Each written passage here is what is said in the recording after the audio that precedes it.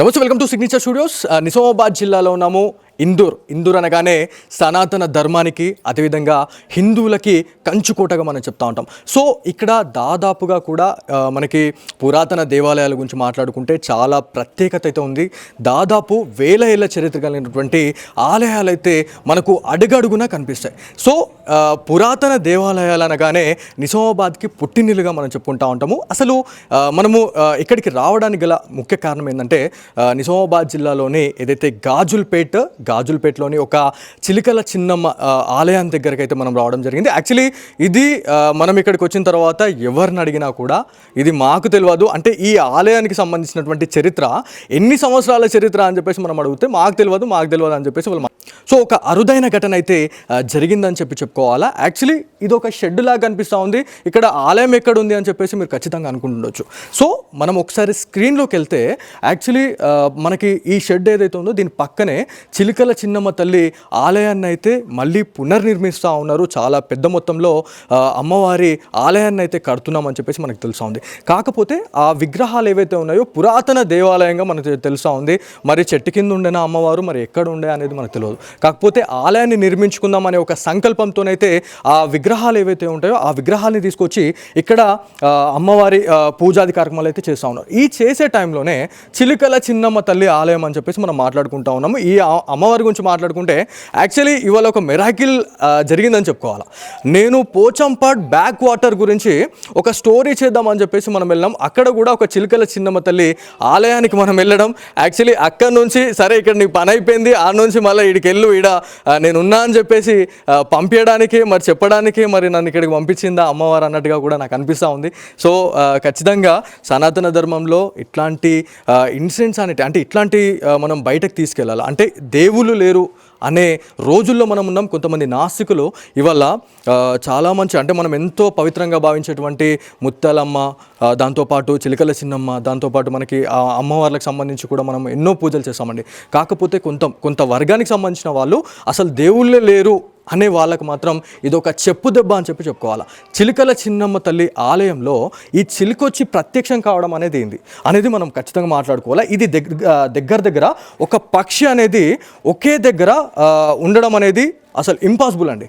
24 hours నుంచి ఈ చిలుక అనేది అమ్మవారి తలపైనే కూర్చొని ఉంది, ఇక్కడ ఇదే నియర్ బై లొకేషన్లోనే ఉంది అని చెప్పేసి మనకు చెప్తా ఉన్నారు. మనం వచ్చిన తర్వాత కూడా మనం ఇంత చేస్తూ ఉన్నాం.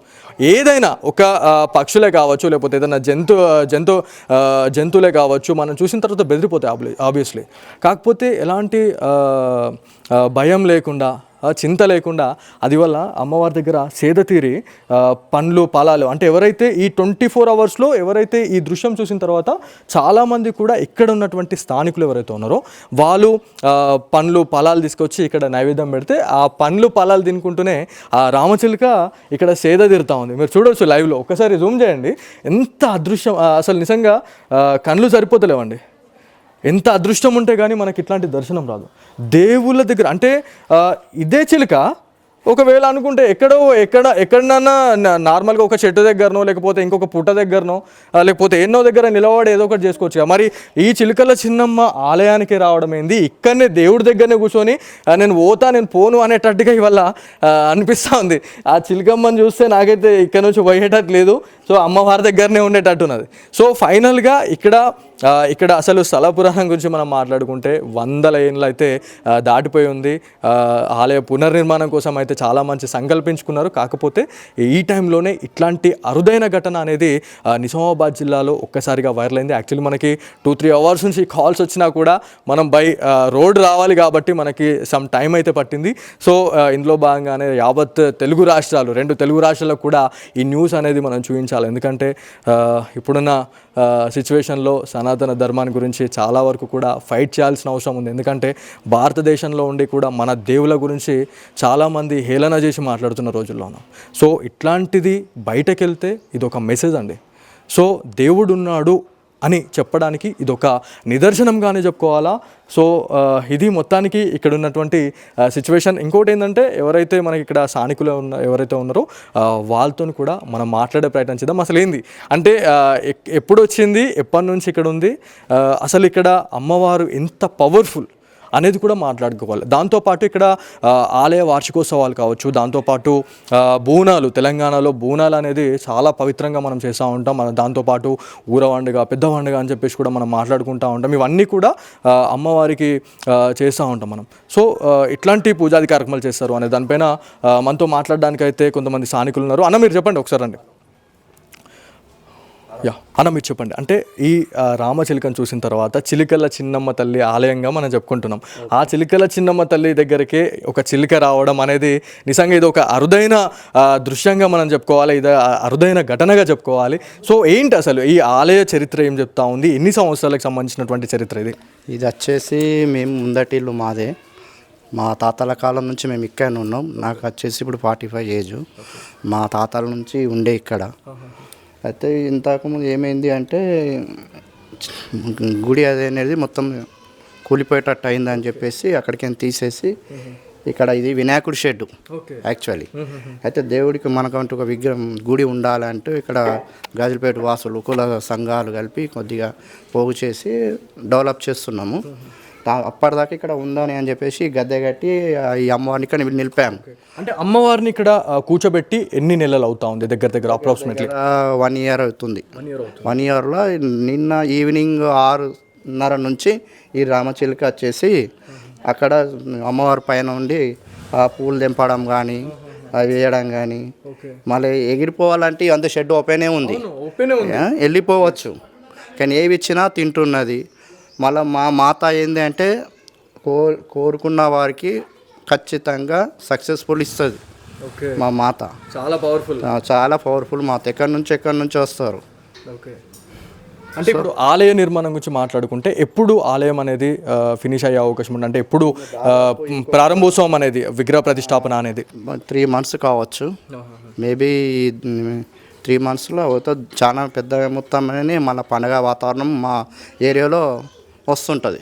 ఎందుకంటే అన్ని కులస్తులు, అన్ని హిందూ కులస్తులు ఇక్కడ యాటలను కోయడం కానీ కోళ్ళు కోయడం కానీ చెప్పుకోవాలని మేము అనుకుంటున్నాం. అది సో నిన్న నుంచి అంటే 24 గంటలు అవుతా ఉంది దగ్గర దగ్గర అప్రాక్సిమేట్లీ. సో ఎక్కడెక్కడి నుంచి వచ్చి చూసే వాళ్ళు ఉన్నారు, భక్తులు వచ్చే వాళ్ళు ఉన్నారు? ఆల్మోస్ట్ ఒక 10 kilometers నుంచి వచ్చి చూస్తూ పోతున్నారు. మేము కూడా చూస్తున్నాం. అరే ఈరోజు కూడా నిన్న 6:30 నుంచి చూస్తే ఈరోజు కూడా అది మాత దగ్గరనే ఉన్నది. ఏది ఇస్తే తింటున్నది. కానీ చిలుకనే మాకు నమ్మకం, మాకు ఏది కోరిన బంగారం మాకు. ఇది మొత్తానికి ఒకసారి మనం మాట్లాడుకోవాలి ఏంటంటే ఇప్పుడున్న నవేడేస్లో రేడియేషన్ ప్రాబ్లంతో కూడా చాలా వరకు కూడా ఏవైతే పక్షులు మనకి కనుమరుగైపోతున్న పరిస్థితి ఉంది. ఒకసారి చిలకల పోచమ్మ నేనున్నాను ఇక్కడ, దానికి నిదర్శనము చిలుక వచ్చి నేనున్నాను మీ గల్లీ వాసులకు, మీ ఏరియా వాసులకు అందరికీ నేనున్నాను, జిల్లా వాసులకు నేను ఇక్కడ స్వయంభూ నేనున్నానని తెలియచేస్తుంది చిలకల పోచమ్మ తల్లి మాతాకి జై. మొత్తానికి మనము ఒక టాపిక్ గురించి మాట్లాడుకుంటా ఉన్నాము. ఆ చిలుక గురించి మళ్ళీ ఇంకొకసారి మాట్లాడుకుంటే ఎంత ప్రశాంతంగా ఉందంటే దానికి ఒక చిన్న బెదురు లేదు, చిన్న భయం లేదు.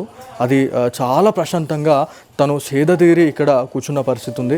దాంతోపాటు ఏవైతే పండ్లు ఫలాలు ఏవైతే ఉన్నాయో వాటిని పూర్తిగా అది ఆరగిస్తూ ఉంది.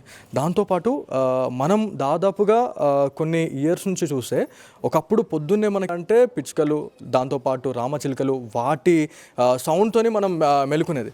కాకపోతే ఇప్పుడున్న నవేడేస్లో మనం అలారం పెట్టుకొని లేచే పరిస్థితిలో ఉన్నాం. కాకపోతే ఈ 2-3 years నుంచి కూడా చాలా వరకు ఇట్లాంటి రామచిలుకలు, ఇట్లాంటి పక్షులు ఏవైతే ఉన్నాయో కనుమరుగవుతున్నాయని చెప్పేసి మనము చాలాసార్లు కూడా మనం మాట్లాడుకుంటా ఉన్నాం. కాకపోతే అట్లాంటి సిచ్యువేషన్లో ఇక్కడ ఆ చిలుక వచ్చి అమ్మవారి దగ్గర ఉండడం అనేది ఒక దైవలీలగా చెప్పుకోవాలా. నిజంగా నేనున్నాను అని చెప్పేసి చెప్పడానికే ఇదంతా కూడా అమ్మవారు ఈ రూపంలో వచ్చిందేమో, ఆ చిలుకల చిన్నమ్మ తల్లి ఈ చిలుక రూపంలో వచ్చిందేమో అన్నట్టుగా మాకైతే అనిపిస్తుందని చెప్పేసి ఇక్కడ గాజులపేటకి సంబంధించినటువంటి నివాసులు అయితే చెప్పడం జరుగుతూ ఉంది. సో ఇది మొత్తానికి ఇవాళ స్పెషల్ స్టోరీ.